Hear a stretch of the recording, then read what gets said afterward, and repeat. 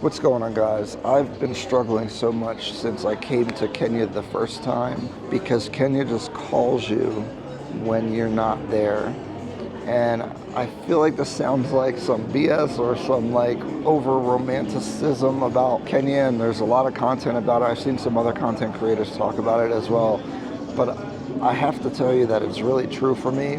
Since the first time I came here to Nairobi, Kenya, as soon as I go back to the States, you can't help but make comparisons, and just the quality of life that you can live here in Nairobi is just so much better. Like the quality of your relationships, the people that you're meeting, it's really hard to describe like the good feeling that you have here, because it's so many little things that add up that it's kind of hard to articulate, because people are so warm and kind pretty much in general here.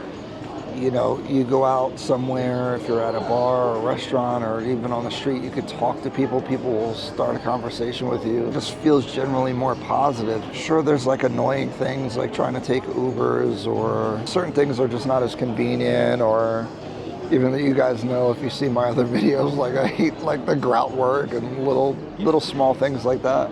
But I mean, those don't compare to like the quality of life overall that you can have out here, at least for me. I mean, that's just been my experience. So many times I'll find myself when I'm in the US driving somewhere and I'm just like, it's cold, it's raining, and it might be snow, whatever. And I'm like, dang, you just think back to, this basically, like the palm trees, the warm weather. Obviously the affordability for us is a lot better.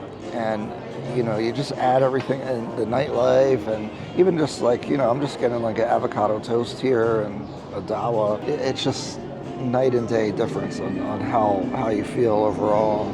But I think probably the biggest one is the personal relationships that you can build out here. You can make friends, and because you have friends in the US, but they're working, they got kids, whatever's going on. Somehow out here, and people are tired in the US, and I do the same thing. You don't even see your friends that live nearby a lot of times. And meanwhile, you're out here, like people are so willing to, socialize. And I think it has to do with affordability, at least for me. You go out to Fridays and get, some regular food. It might be like 40, 50, 60 bucks. It's not even a great experience. You don't talk to anyone. You don't have any interactions.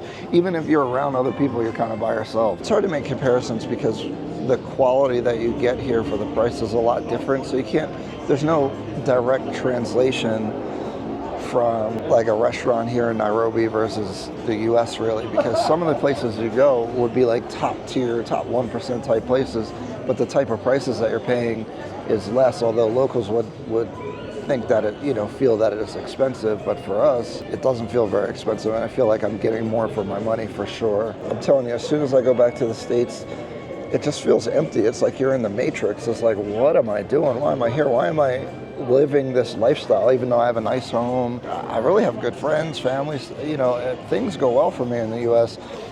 And it's just something like is missing. And it's really hard to put my finger on it, but I just think it's a culmination of a lot of positivity out here. And again, it's the people. It's the social interactions.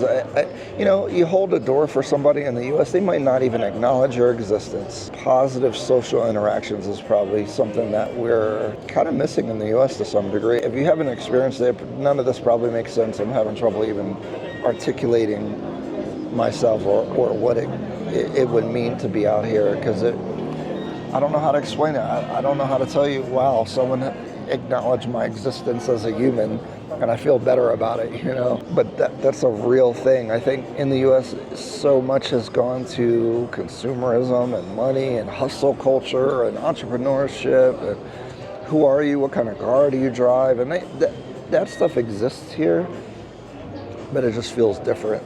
It really does. And maybe it's like a me thing, right? Like, I don't even know. I can't put my finger on it. For 2.5 years now, I've been trying to understand what the heck that is. But I'll tell you, I'd almost tell people don't come, because it's going to mess up your perspective on life. And if you don't have the resources to try to get that experience again or whatever, I think it could be kind of depressing, I think. because the first time I came here, I felt so at home. I just felt so much better. And honestly, I felt guilty because I stayed for 6 weeks the last time I came out here. And kind of halfway through, I started feeling guilty for how happy I was feeling. And that's a crazy feeling to have. And you know, I'm 37, I'm getting a little bit older, and maybe it's that midlife crisis thing, I don't know, but it's like I do not want to waste my life in a place that I'm not enjoying myself. And when I'm saying enjoying yourself, it's not like, oh, you're at the club or doing this or getting women or whatever. It's really not. It's a deeper, meaningful thing. It just feels more meaningful when you're out here. And obviously, part of the cool thing for me is learning new opportunities, new businesses, new culture. That is part of Culture Shock, where you get a euphoria of learning all this stuff. But I've traveled to other places and that goes away. And I've spent a lot of time here in Nairobi now, and I'm on a 3-month trip this time, and I'm doing more practical things, you know, doing a handover at purchasing my property that I'm buying, and that's can be frustrating, that process. And you know, there's frustrations with taking Uber, and it's hard to get around, and they want to cancel the ride because you're paying with a card and all that kind of stuff. But none of that stuff, it's not substantial against what you're getting out here, which is just the quality of life and just good vibes. I feel like that's a dumb way to explain it, but that's the best way I can explain it. And if you haven't experienced it, I'd say be careful, because you come out here, since the first time I came out here, I had to recalibrate my whole life to figure out how I can spend more time here, because I like the way that I feel way more.